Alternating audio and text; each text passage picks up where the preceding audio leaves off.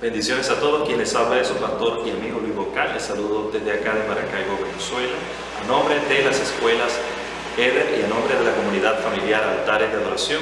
Es una nueva oportunidad y una nueva bendición de estar delante de ustedes para impartir esta parashá que es de gran bendición para mi vida y seguramente para la vida de ustedes, porque dice la Escritura que toda la palabra de Dios es inspirada por Él y útil para enseñar, para impartir, para que seamos edificados en el conocimiento de nuestro eterno Dios. Esta parashá que hoy nos ocupa es la parashá número 10, llamada Miketz.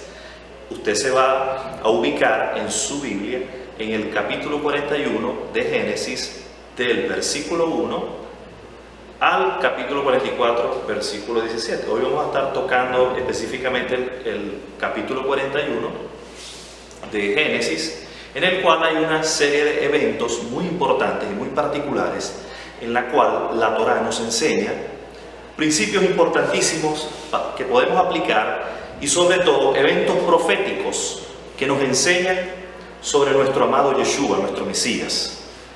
En primer lugar, la palabra hebrea, que tiene que ver con Miketz, se refiere al cabo de.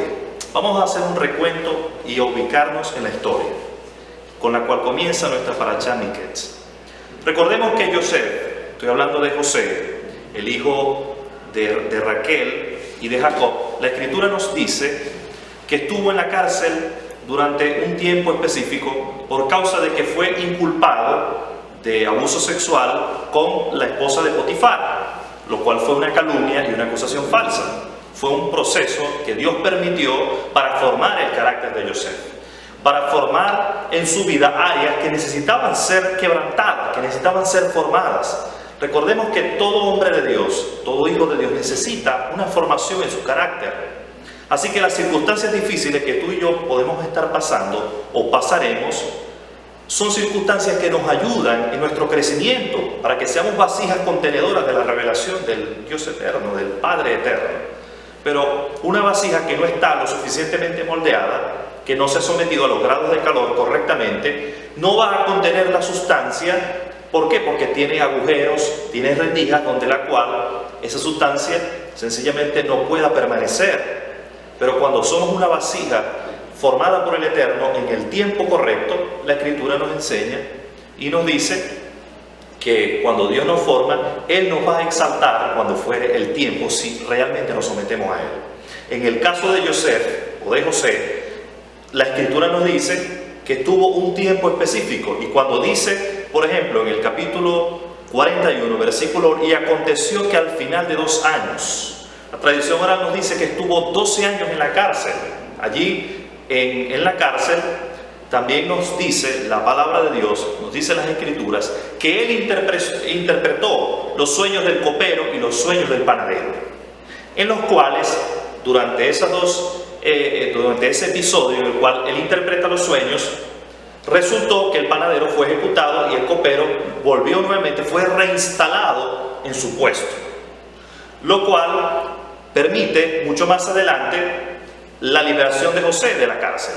Pero aquí nos empieza diciendo que al final de 2 años, por eso la palabra Miketz tiene que ver con al cabo de o al final de.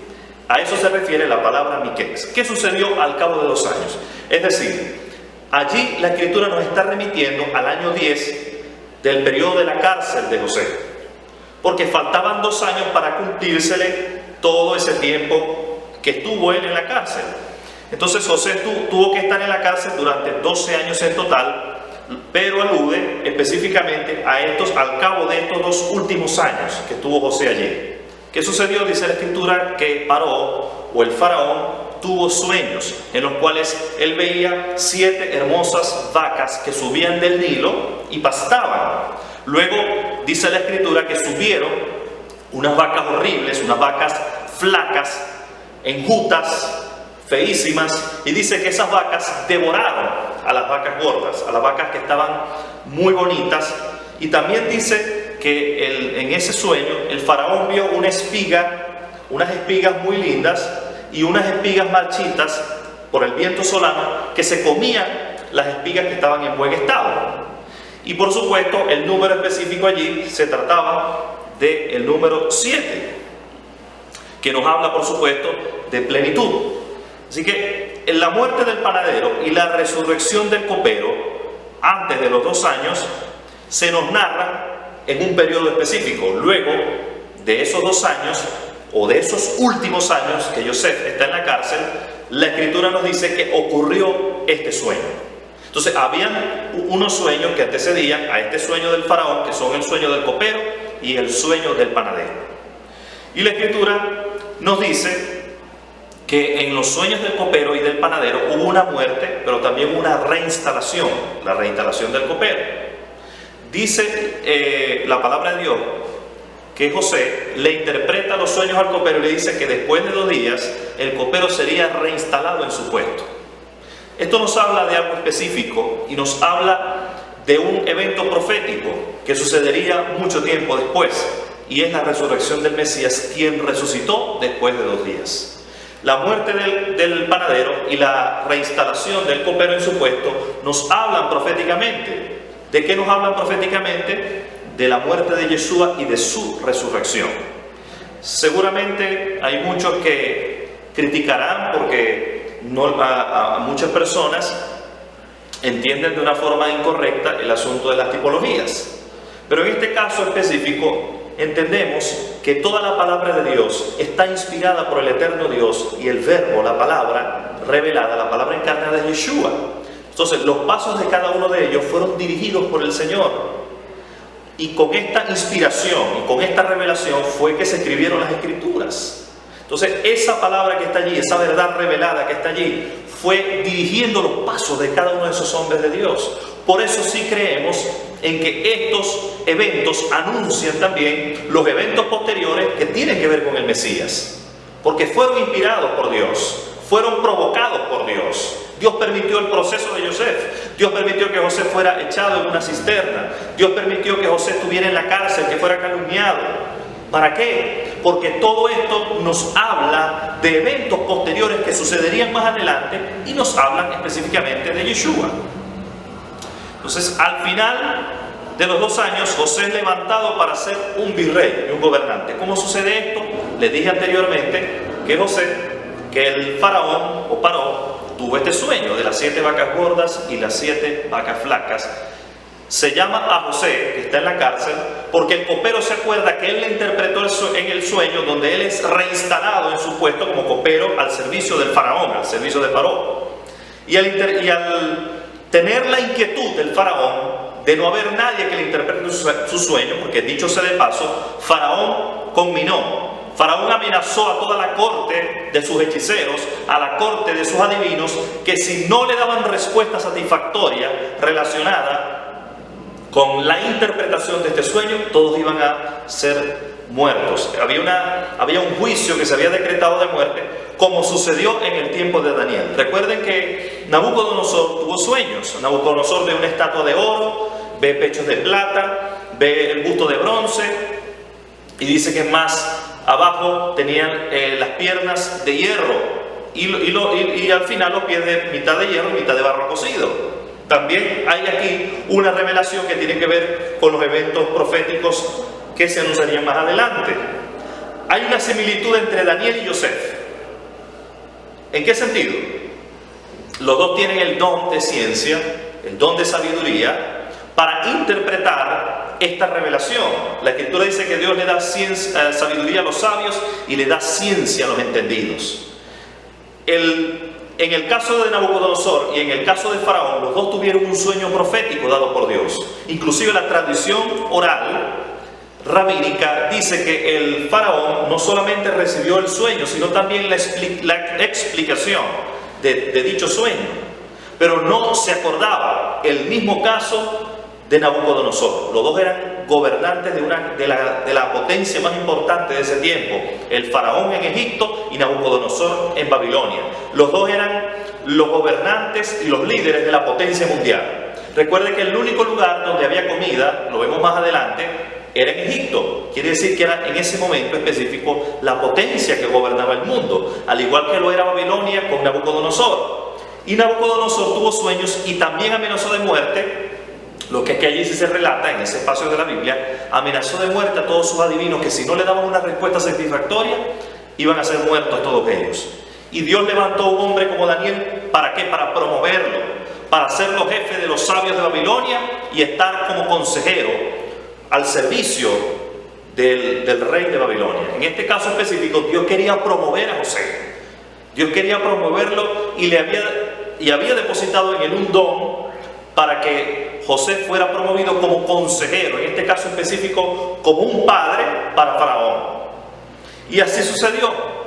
José le interpretó los sueños a Faraón, Dios puso en él una gracia especial, y la tradición oral nos dice específicamente que cuando el Faraón le estaba contando los sueños a José, le omitió ciertos detalles para probar a José, para ver si José lograba dar o lograba descifrar, lograba contar de una forma específica, porque él de alguna manera u otra trataba de acordarse porque sabía que había soñado algo demasiado importante para su reino. Es como tú y yo cuando nos levantamos y decimos ¿qué habré soñado?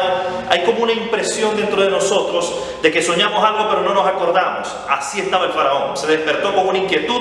Él decía, soñé algo importante pero no me acuerdo. Lo mismo que le pasó con Nabucodonosor.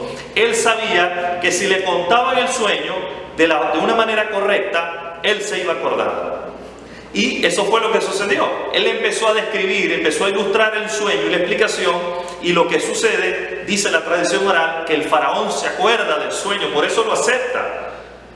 Esa es la razón por la cual cuando los adivinos, quizá pensando de esa manera, los adivinos le daban una interpretación falsa, él no lo aceptaba. ¿Por qué razón?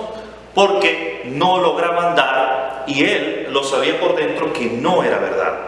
Pero cuando él le dio la explicación, dice que lo aceptó inmediatamente y se dio cuenta de que en él había un don especial dado por la divinidad. Había algo distinto y él lo pudo notar. Cuando él le contó el sueño y le dio su interpretación, él vio en él algo diferente, y estoy seguro que José le dio, al darle la explicación y al contarle el sueño, él le dijo que había sido por causa de la inspiración de Dios. Al principio se lo dijo, pero estoy seguro que después él también se lo dijo: por causa de la unción, por causa del Espíritu de Dios que está sobre mi vida, yo he podido darte esta explicación. ¿Por qué? ¿Por qué lo sabemos? Porque Faraón le dice luego a José: ¿en quién otro vamos a encontrar un hombre único como este, en quien esté el Espíritu de Dios, en quien esté la unción de Dios? Fíjese qué importante, ¿no? Cuando nosotros tenemos la unción de Dios sobre nuestras vidas, cuando nosotros tenemos esa capacitación dada por Dios, con la cual el Señor nos llena, con el cual el Señor nos capacita para la obra específica a la cual Él nos ha llamado, esa gracia especial que Dios nos ha puesto, la Escritura dice que es para darle libertad a los cautivos, para darle a los presos apertura de cárcel, para decirle a los afligidos de Sión que se les dé óleo de gozo en lugar de luto, manto de alegría en lugar de espíritu angustiado, romper las puertas de iniquidad, quebrantar los cerrojos de oscuridad. Para eso Dios nos ha llamado, para eso es la unción del Dios eterno sobre nuestras vidas, para ser canales a través de los cuales podamos llevar libertad a los cautivos y, como dice la Escritura, apertura de cárcel, para ser canales de revelación, canales de sabiduría, canales proféticos, a través de los cuales se dé a conocer los misterios que Dios ha decidido revelar a los hombres. Y eso fue lo que pasó específicamente. Dice la Escritura que cuando le da la interpretación José, se sorprende el faraón y le dice: ¿qué podemos hacer? Y José comienza a darle una serie de instrucciones que tenían que ver específicamente con qué debía suceder a la hora de restaurar todos esos 7 años de sequía, que se iba a comer el hambre, que iba a acontecer durante ese periodo. Y dice, y las instrucciones que le dio José al faraón era que juntaran todo el grano de los años de abundancia. Habían 7 años de abundancia. Las 7 vacas gordas representaban 7 años de hartazgo, dice la versión de la Taná. 7 años de hartazgo, es decir, iba a producir la tierra a montones. Y después de estos 7 años de hartazgo, habían 7 años de sequía, en los cuales el hambre iba casi a destruir la tierra si no se hacía algo específico. Y esto fue el consejo que José le dio a Faraón. Durante los años de abundancia, durante esos años de hartazgo, junta todo el grano que puedas, y aparte de eso, pon superintendentes durante todo el territorio de Egipto, en todo el territorio de Egipto, para que estén pendientes de los granos, para que estén pendientes de los depósitos, y eso es lo que va a permitir que puedan sobrevivir, no solamente tu casa, sino todo el reino de Egipto. Y dice la Escritura que el consejo que dio José pareció bien a toda la corte del faraón. Y José fue promovido como virrey de Egipto, y la Escritura nos dice y nos cuenta que se le colocó como nombre Sanac Panea, que tiene que ver el que revela lo oculto, el que revela el misterio. Y a partir de este tiempo de ser José virrey de Egipto, la Escritura dice que comienzan esos 7 años de hartazgo, esos 7 años de abundancia. Fíjese algo importante. Hay una serie de eventos proféticos que se nos narra que tiene que ver con este evento específico. Porque fíjense que después de los 2 años, donde dice la Escritura que ocurre la muerte del panadero y la reinstalación del copero, viene esta interpretación de 7 años. Entonces la tradición oral, el comentario rabínico mesiánico nos dice que tiene que ver con los eventos proféticos que acontecerán más adelante. Por ejemplo, ¿cuántos años han pasado desde que Yeshua vino a la tierra? El Mesías Ben Yosef. Han pasado más de 2000 años. Y estamos esperando el cumplimiento de la semana 70, de la última semana de Daniel, la semana de Jeftá 70. Esta última semana de Daniel, esta semana de Jeftá 70, son 7 años específicamente. Durante estos 7 años, Dios nuevamente va a restaurar todo lo que tiene que ver con Israel, con ese pueblo que dice la Escritura que ha pasado por un proceso durante mucho tiempo, un proceso en el cual Dios ha tratado con ese pueblo, un proceso a través del cual han habido muchas guerras, un proceso a través del cual ese judaísmo ortodoxo dice que hay un endurecimiento en parte hasta que entre la plenitud de los gentiles, y dice que luego todo Israel será salvo. Pero durante esos 7 años van a ocurrir cosas tremendas, esos 7 años llamados la gran tribulación o la angustia de Jacob. Durante ese periodo de 7 años, dice la Escritura, que al final de esos 7 años, el Mesías vuelve nuevamente a restaurar, es decir, a establecer su gobierno milenial. Antes de eso tiene que ejecutar juicio sobre el anticristo, sobre la bestia, sobre el falso profeta, guerrear en la batalla de Armagedón contra los ejércitos que vinieran a destruir a Israel. Y dice que allí se sentará el Señor sobre toda la tierra, dice Zacarías. El Señor será rey sobre toda la tierra, para abrir un periodo del gobierno milenial de Yeshua, el gobierno milenial de nuestro Señor, y Él repartir la heredad a su pueblo. Recuerde que tenemos una heredad en esta tierra, no se crea.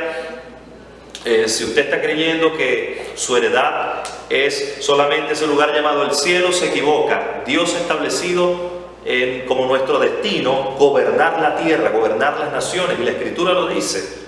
En el mensaje a las 7 iglesias, Él dice que nos dará autoridad sobre las naciones para gobernar juntamente con Él, con vara de hierro. Entonces, esos 7 años no son simplemente 7 años los que tuvo el faraón. Nos están hablando también de un periodo en el cual el Señor va a establecer justicia sobre la tierra. El Señor va a establecer al final de esos 7 años su gobierno. Un gobierno, una teocracia, un gobierno justo, un gobierno perfecto. No hay, por supuesto, tal gobierno todavía. Ni la democracia ni la dictadura es un gobierno perfecto. Son gobiernos imperfectos, porque son ideologías y son gobiernos de hombre. Pero el gobierno de Yeshua será un gobierno perfecto, será una justicia perdurable que se instalará sobre la tierra, donde no habrá absolutamente más injusticia ni corrupción. No habrá más tráfico de influencia, no habrá más peculado, no habrá más hurto, no habrá más robo, no habrá más saqueo.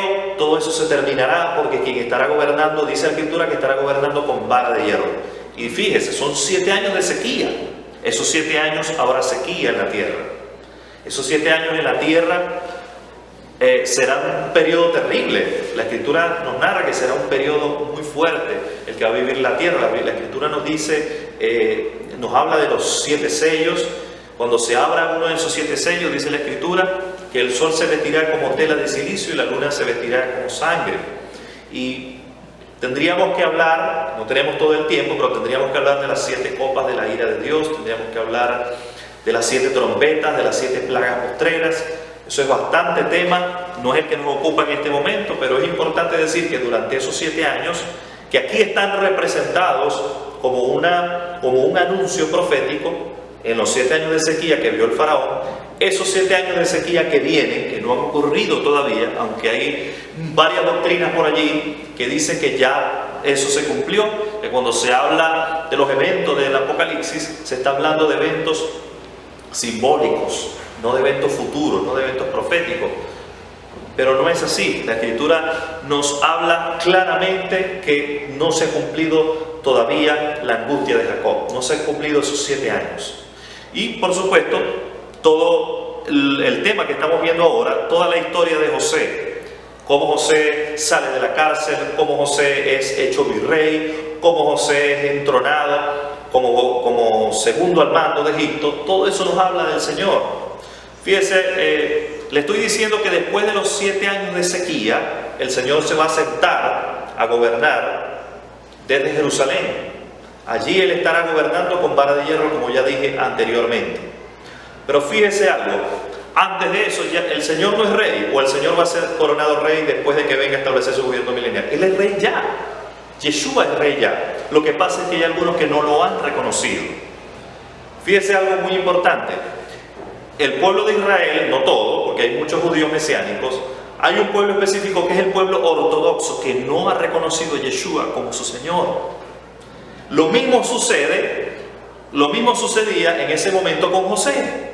José fue hecho virrey de Egipto, pero Jacob y sus hermanos de José, no lo sabían que José había sido hecho rey de Egipto. Es más, Jacob, Israel, pensaba que estaba muerto y sus hermanos no sabían que había sido de él.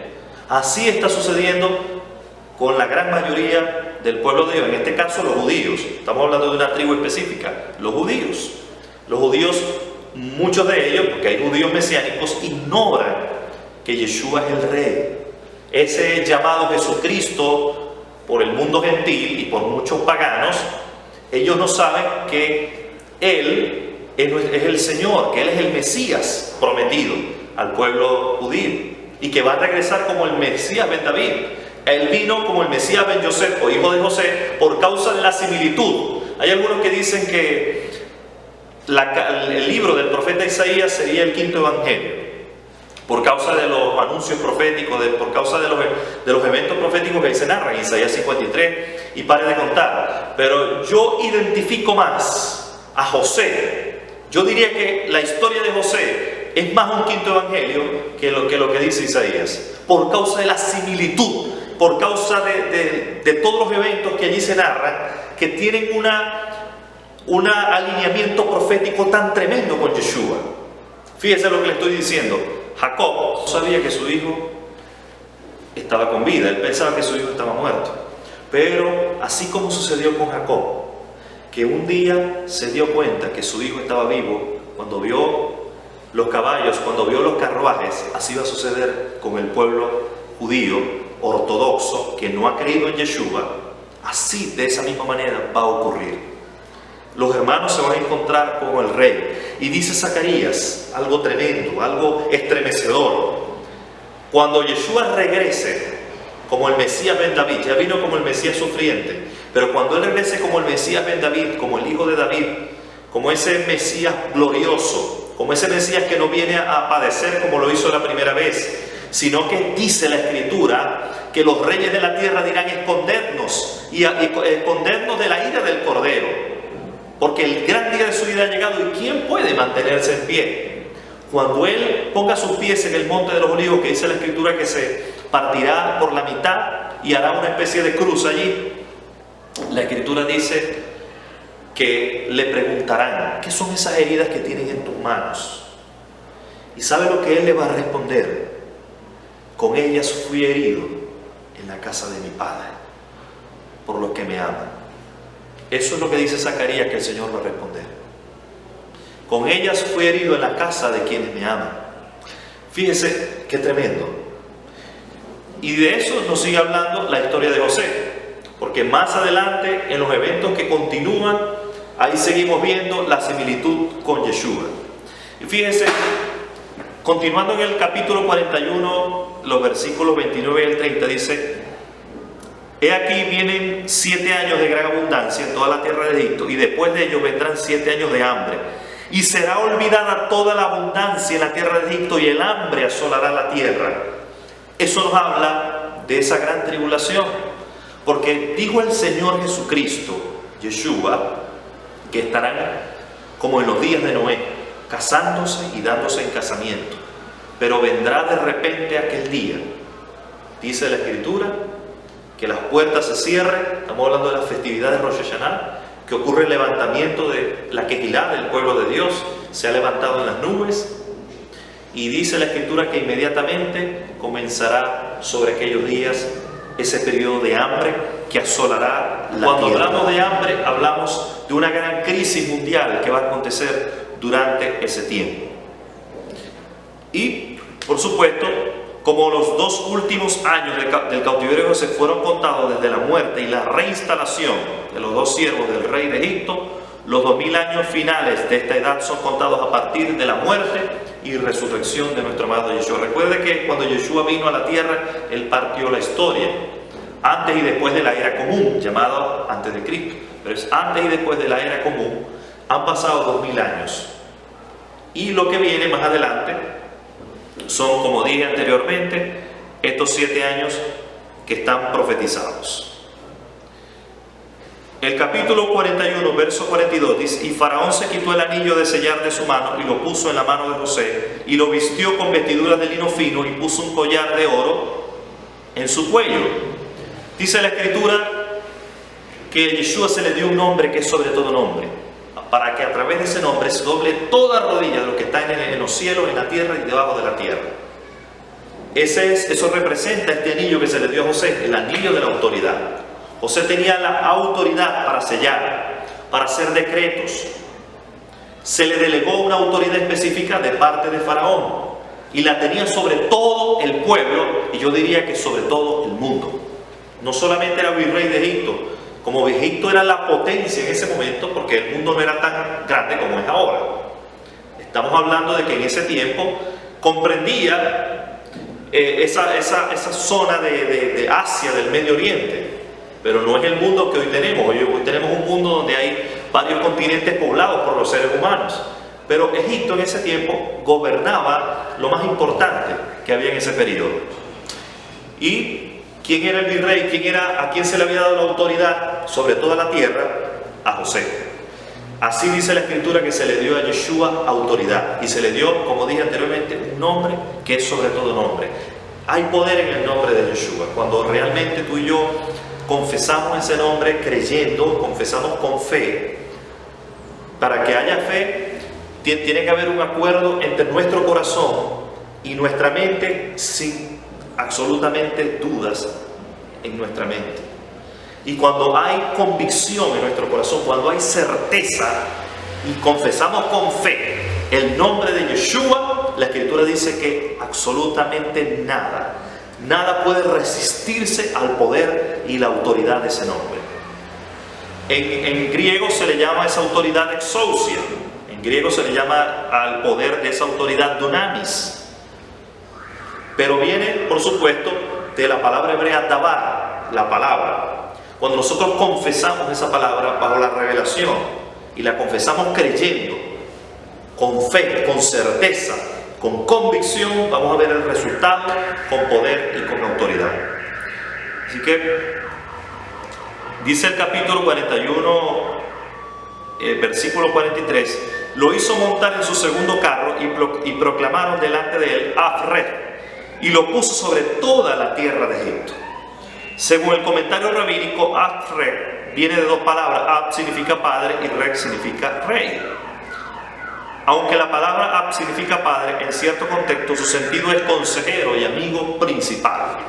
Ahí vemos la palabra Af-Red tiene que ver con que José fue establecido como un consejero para el faraón, como un amigo para el faraón, y él lo dice más adelante, como padre para el faraón. ¿Por qué como padre? También allí hay una interpretación rabínica de Af-Red, y Af-Red tiene que ver también con, aparte de consejero, también noble. Y noble tiene que ver con la edad, es decir, él era todavía un hombre joven de 30 años. Y a pesar de su mocedad, a pesar de ser un hombre de 30 años, se le dio la autoridad de llamarse consejero del faraón, por causa de la sabiduría divina que había sobre él. Y fue puesto como virrey de Egipto a la edad de 30 años. Eso es algo que también tiene una similitud con Yeshua, porque la Escritura nos dice que Yeshua tenía específicamente 30 años cuando comenzó su ministerio sobre la tierra. Hay muchísimas más similitudes con nuestro Señor. Y el versículo 45 dice que Faraón llamó a José por el nombre de Sanat Panea y le dio por mujer a Asenat, hijo de Potifera, sacerdote de On, y salió José por toda la tierra de Egipto. Según el pensamiento rabínico y Flavio Josefo, el nombre Sanat Panea significa revelador de misterios. Y dice que el capítulo 51 al 52, y al primogénito José le puso por nombre Manasés, porque dijo: Dios me ha hecho olvidar todo mi trabajo y toda la casa de mi padre.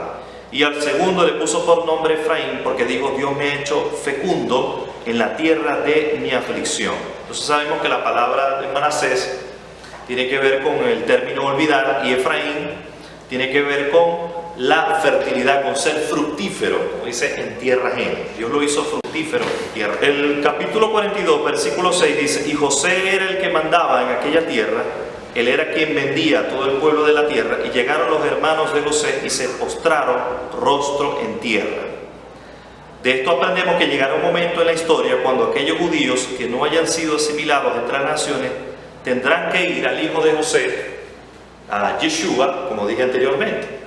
¿Qué significa esto? Recordemos lo que dije anteriormente. Cuando Yeshua se establezca su gobierno milenial sobre la tierra, los ojos de los hijos de Israel, de los judíos en este caso específico, serán abiertos. Y ese corazón en parte endurecido, ese corazón de piedra, será mudado en un corazón de carne. Y la Escritura nos dice en Zacarías algo tremendo, algo maravilloso. Dice que la casa de David llorará por el que traspasaron, y llorarán por él como se llora por un hijo primogénito. ¿Usted se imagina eso? Que cuando el Señor aparezca, la Escritura dice que como un relámpago que resplandece, que ilumina toda la tierra, así será el Señor en su venida.